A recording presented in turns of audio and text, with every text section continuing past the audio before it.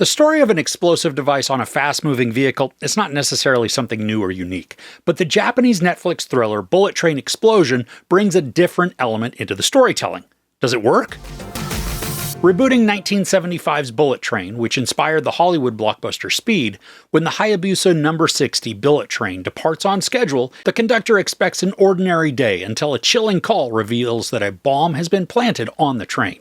With passengers' lives at stake, a 100 billion yen ransom demand, and time running out, a desperate battle unfolds. Railroad workers, police, government officials, and ordinary citizens must work together to avert catastrophe.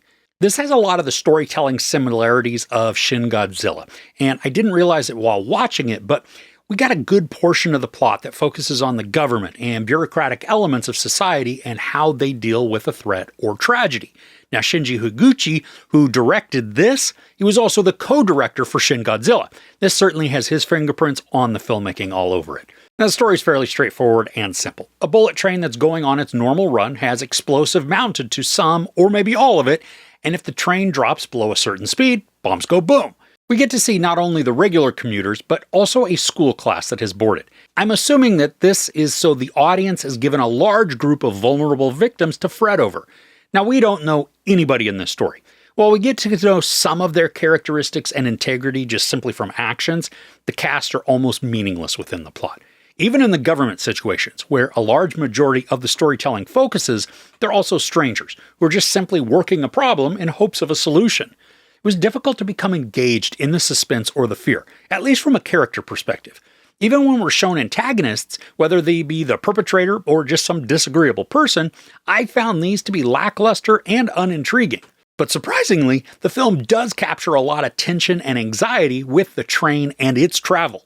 Because they can't drop below 100 kilometers per hour, they are speeding along at a fairly nice clip. And this isn't just some straight track that is going through barren countryside and tiny villages. This is a metro-type train that is heading for Tokyo.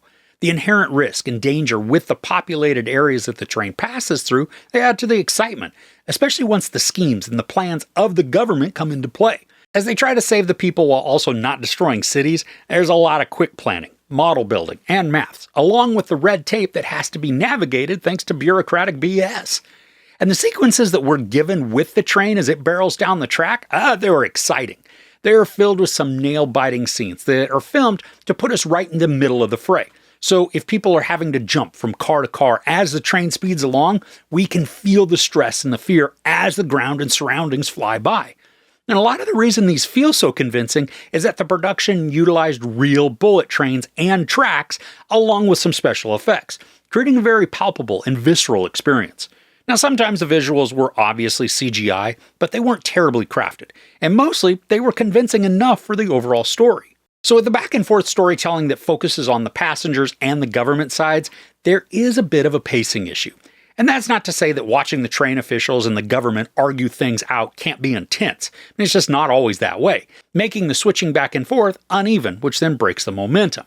And that helps to make the 2-hour and 14-minute movie feel even longer than it is. Plus, within the main arc, we are given a reveal with about an hour left in the story. So any mystery or intrigue that was attempting to be built within that angle, that's gone, leaving only the briskly moving train to carry the load for the remainder. So here's the thing. The story excels at creating a lot of nervous anticipation when it comes to the will they or won't they survive aspect with the train passengers. Even though the characters are unknown to us, the action and filming style create urgency, which adds exciting thrills. The set designs and effects work to create a believable, intense scenario filled with peril and strife, but the interpersonal dynamics of the passengers are ineffective because the characters lack the necessary background. The time constraint of the arriving destination, combined with the complication of minimum speed, builds excellent anxiety that can make you squirm in your seat. But with uneven tones within the bureaucratic involvement and the underdeveloped villain, the overall story suffers and becomes an overlong slog that is broken up with intermittent bits of suspense. Well, this wasn't terrible for a one-time watch.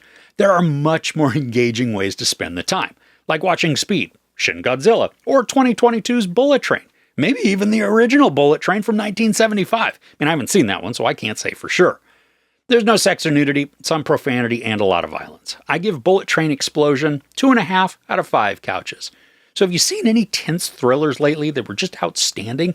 I would love to hear about them in the comments below. If you enjoyed this review, please give it a like. Also, don't forget to share and subscribe. I'm Chris. This is Movies and Munchies. Thanks for couching with me.